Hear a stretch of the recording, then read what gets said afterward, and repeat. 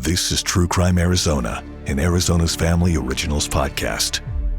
Hi, everyone. It's Briana Whitney, host of the True Crime Arizona podcast. By now, you're pretty used to hearing me and our investigative reporter, Morgan Lowe, break down what's been going on in the zombie hunter trial. And this might be one of the biggest things that could have happened during the scope of this. We had said months ago we weren't sure if Bryan Patrick Miller, the zombie hunter, would take the stand himself, if he would ever testify.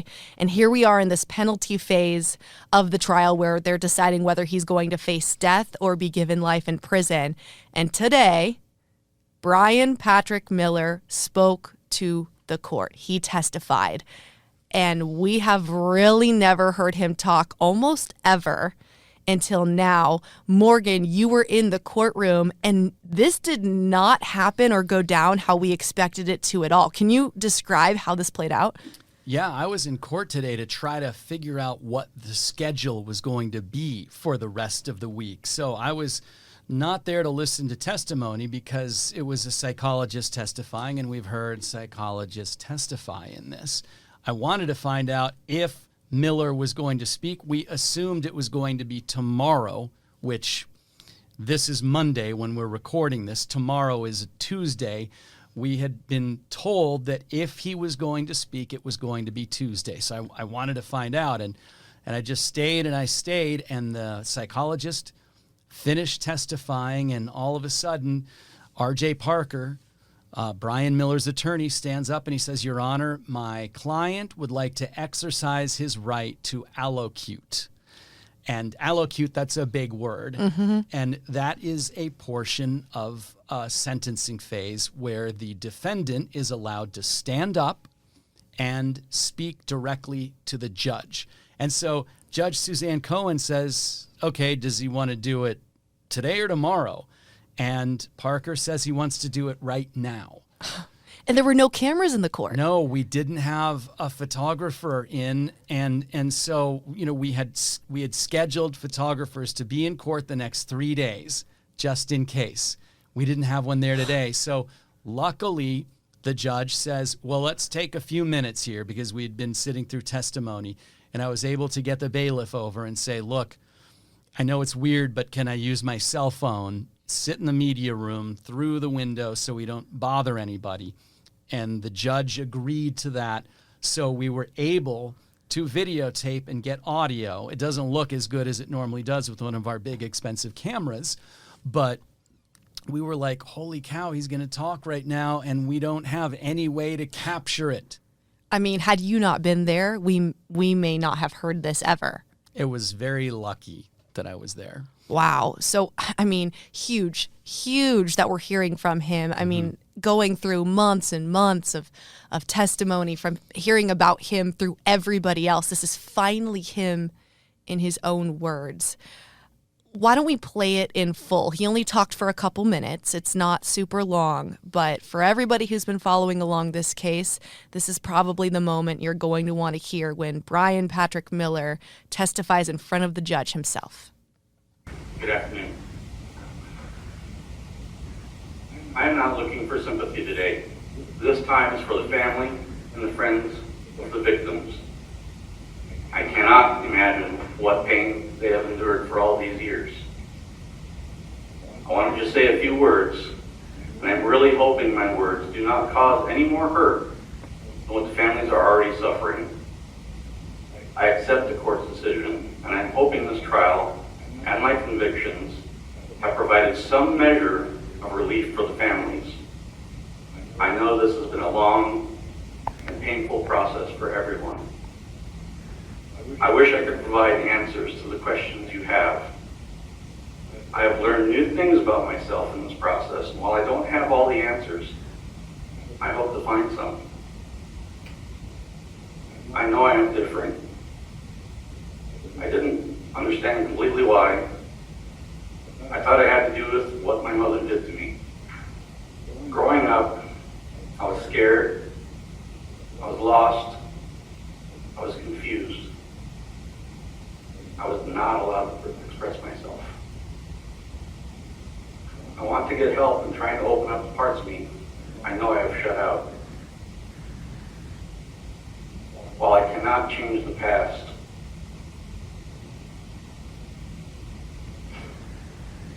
I can work to have a positive impact on others in the future. I want to do whatever I can to help my daughter. She means the world to me, and if there's anything I can do to make this part of her life easier, I will do it.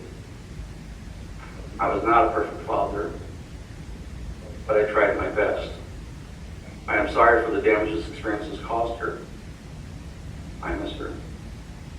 I want to learn more about myself. I hope as I do, what I learn will help others. There is so much I could say here, but I won't. This has gone on long enough. I hope everyone can find some measure of peace going forward. Thank you. And that was it. We heard his voice. We heard what he had to say. We heard what he talked about. What he did not talk about was probably as remarkable as what he did say. So, Briana, you've heard him. We've read the transcript to make sure we didn't miss anything. What stands out to you? So we heard that part when he sounded like he got a little bit choked up, or at least took a moment to collect himself. And I thought that moment was interesting based on what he was saying at that time, which was, while I cannot change the past. I mean, I took that as acknowledging the fact that he knows he did this. He knows he was convicted of it, and is maybe for the first time ever showing some remorse to the victims' families and the victims. Yeah, we couldn't see his face because of where I was standing to get that shot. The media room is in the back of the courtroom, so he was facing the judge, and Judge Cohen was staring at him. He was probably 4 feet away from the judge, and she was like eagle eye locked on him as he was talking. But it did sound like he broke up a little bit there. That was the first time, we've heard any sort of emotion. And it is interesting when he said it, I know I can't change the past.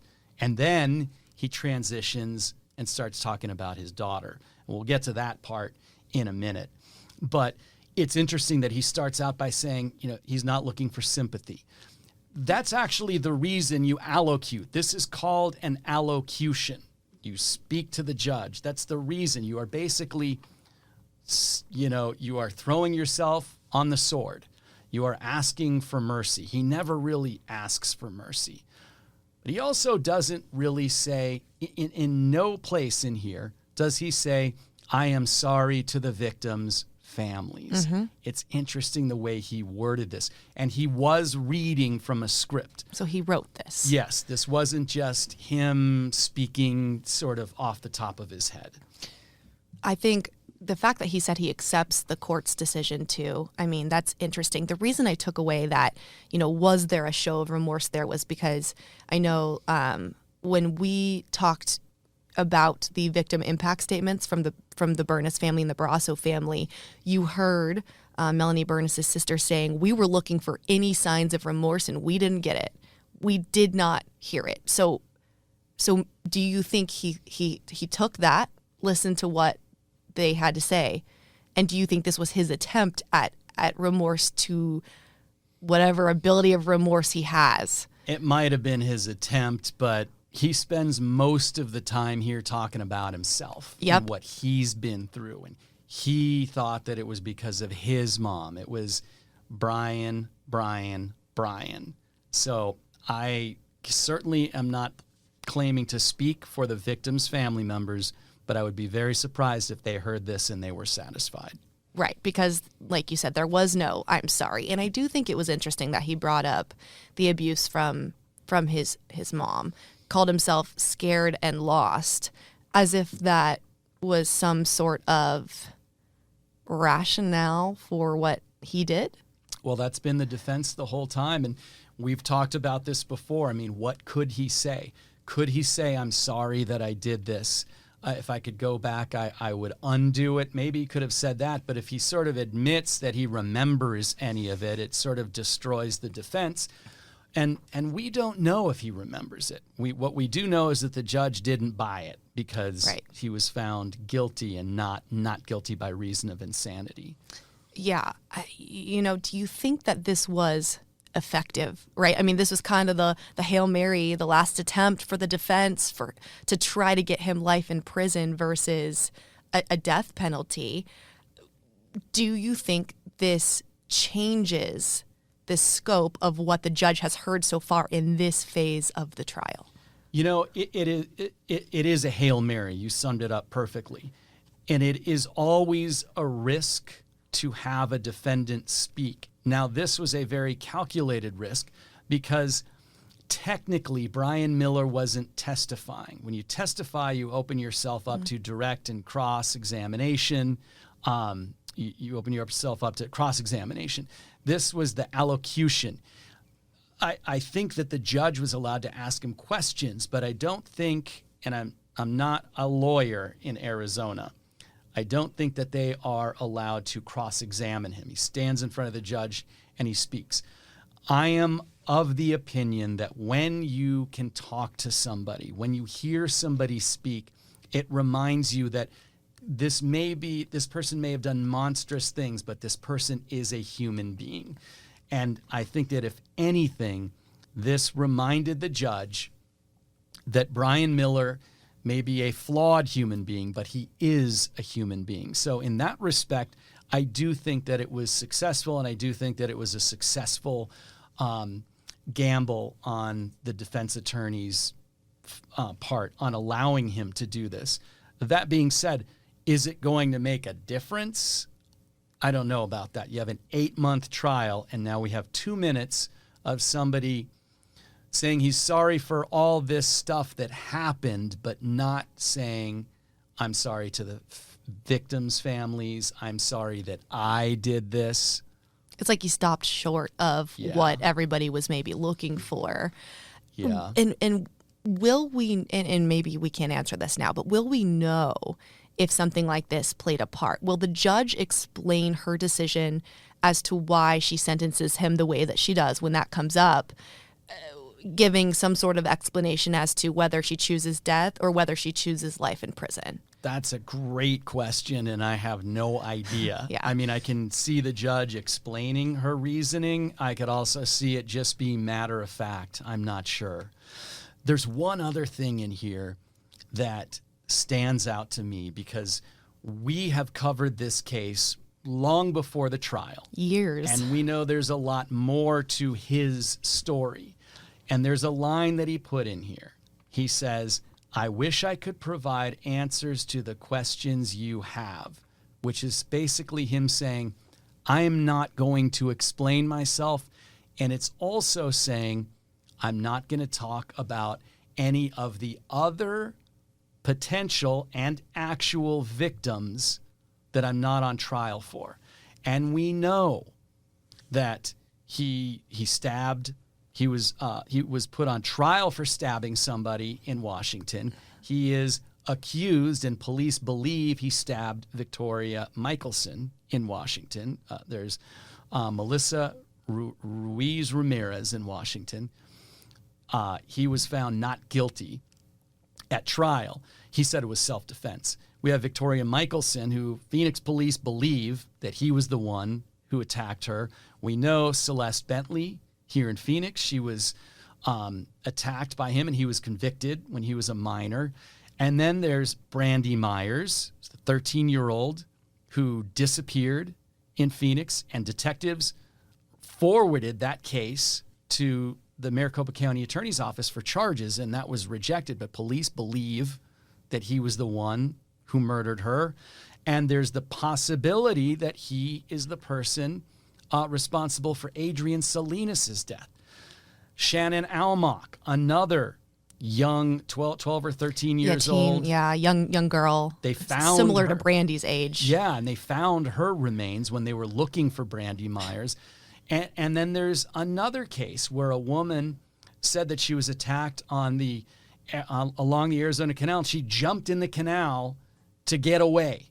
And so there are these other cases, and there's this uncertainty about whether he's responsible. And some detectives that both of us have spoken to, as well as parents and family members of some of these other girls, were hoping that maybe he would admit what he did to other victims in order to show some goodwill to the court to get a more lenient sentence. And I don't know that this is the only opportunity for him to do that, but this certainly was the big opportunity for him to do that, and he did not do that. And the line near the end, that also struck me just exactly based on what you said. There is so much I could say here, but I won't. Yeah. Why not? This is your opportunity to do so. Right. I mean, take the opportunity. Right. I don't necessarily understand that. And I know multiple detectives that we've talked to are still hoping that he does come forward with more information, because it is astounding when you just listen right there to the names you listed. That's a long list of unsolved cases that could be linked to Bryan Patrick Miller. And do we think even after sentencing that we've heard the last of him and the last of potential crimes he was involved in? I don't know. Does this open the door for more? Yeah, I mean, these are the two cases that investigators and prosecutors had the strongest evidence. They had DNA evidence. Those other cases, there's no DNA. The other cases, there is circumstantial evidence, circumstantial at best. The MO, Victoria Michelson picked him out, saw his picture and said, yeah, that's the guy who attacked me. Miller's wife said that he admitted to her that he attacked Brandy Myers and Victoria Michelson. We know he was in the area of where Adrienne Salinas was later in the morning after she disappeared. We know he was in that area because he went to help a friend move, and then he went to a party in that area. So there are links to these other cases, but no evidence strong enough to support a prosecution. So unless he admits something, I don't know that those cases are going to go anywhere. Wow. Unless they were to find magically more evidence that linked him. Yeah. Right? Maybe something DNA or somebody saw something or came forward with something new. I'll tell you, one of the things that I heard in the courtroom the last couple of days is kind of interesting. Two different people testified, and this came out in psychologist interviews, one of them was Amy, and then another one was this psychologist today, saying that Bryan Miller often left his daughter Sarah alone at home. And one of the big reasons that we heard from detectives in the Adrienne Salinas case that they didn't think that it was Miller who did it was that they believed that Miller was really adamant about always being there with his daughter and not leaving his daughter home alone. And now we've heard testimony over and over again that he often left her home alone, and they couldn't find any evidence that he found a babysitter for her the night that Adrienne Salinas disappeared. I'm going off on a tangent here, but it just really struck me today that this was the opportunity. If he was going to fess up to other crimes, this was the opportunity to do it, and he didn't do it. And maybe in the Salinas case, there isn't, concrete evidence that he was the guy, but he told his wife that he killed Brandy Myers. He told his wife that he attacked Victoria Michelson, and so there is some evidence there. And can you explain to our listeners the Adrienne Salinas case too, in case they haven't listened to Unresolved, your other podcast series about that whole case, just so people know why Miller is even brought up in that case? Yeah, Adrienne Salinas was a year out of high school, living with some friends in Tempe. At 4 o'clock in the morning, she goes from her apartment on Hardy near University to meet a cab at University in Hardy. She walks maybe 4 blocks, and in those 4 blocks, she disappears. And the police look for her, the family members look for her. 2 to 3 months later, her remains were found in a wash in Apache Junction. And so it's this mystery that happened over 10 years ago. I believe it was 2013 that she disappeared. And so they found her remains, but they had been sort of weathered and they were out in the desert, so there wasn't any real evidence that they found. But later we have come to find that Bryan Miller was in the area that later in the morning when she disappeared. And so you have now a convicted serial killer in the area of a notorious girl who vanished, a case where she vanished, and then her remains were found. And so you have to look at him as a possibility. And Tempe PD they never closed the case, but they have a detective who's been on it now for a couple of years, a new detective, and he's following up clues and leads. But they just, they say, is it possible that it's Miller? Yes, they just don't have the evidence that links him to her death. And we've interviewed her family members, and I will tell you, there's nothing more than I would like for them to have some closure, at least to know who did it. Yeah. And they don't have that.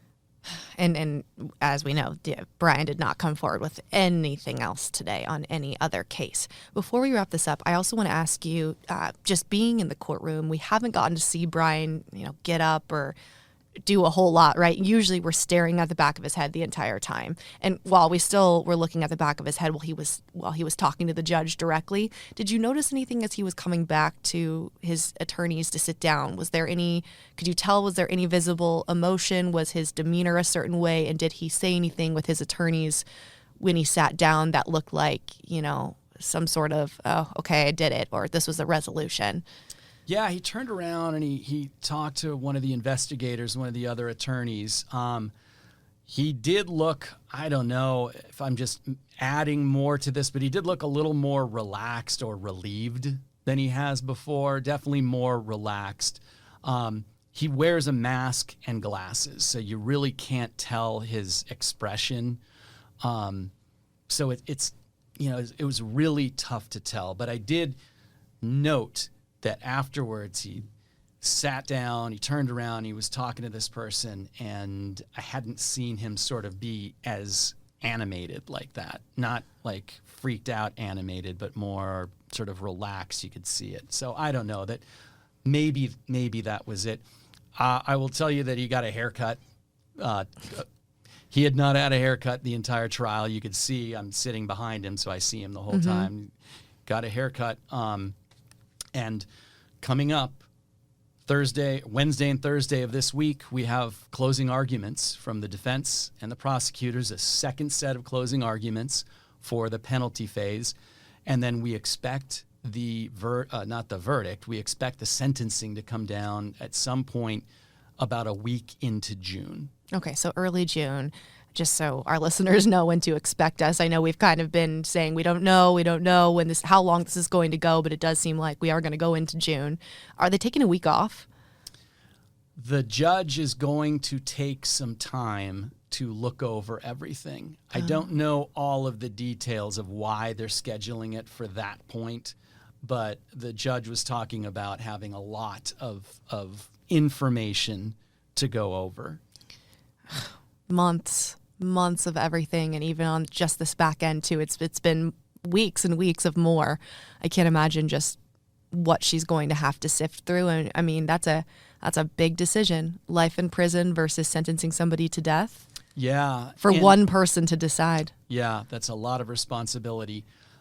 It will be interesting to hear the closing arguments from the defense and the prosecutors, their final push in this trial, this 8-month trial. We'll definitely do a podcast with the highlights from the closings because that is going to be interesting for people who follow this case. Yes. So expect to hear from us again after we have the closing arguments, probably later this week.